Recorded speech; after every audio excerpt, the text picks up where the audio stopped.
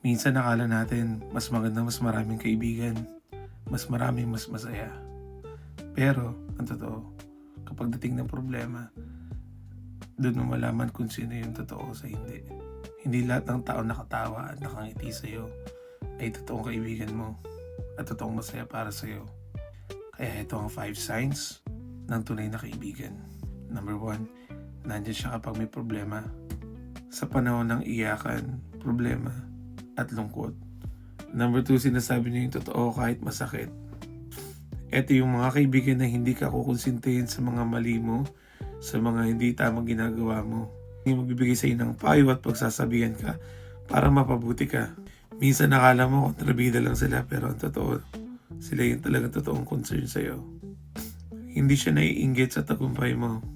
Ito yung kaibigan na masaya siya kapag successful ka. Masaya siya kapag may mga magagandang bagay na nangyayari sa buhay mo. Yung kaibigan na hindi competition ng tingin sa'yo. Yung kaibigan na lagi nakasuporta. Number 4, yung marunong siyang makinig at umintindi.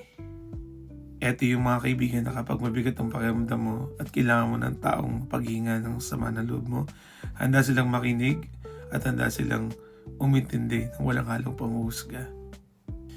Number 5, hindi ka niya iiwan kahit nagbago ng buhay mo. Sila yung kahit na busy, malayo, pero nandyan sila paragi pag kailangan mo.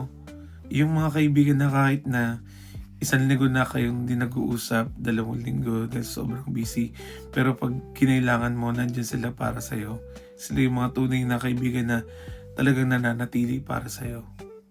Kaya ikaw, kung meron kang kaibigan na laging nandyan para sa'yo, huwag mo siyang sayangin. Pahalagan mo ang taong tunay nagmamahal at nagmamalasakit sa'yo. Ikaw, meron ka bang tunay na kaibigan? I-comment mo yung pangalan niya.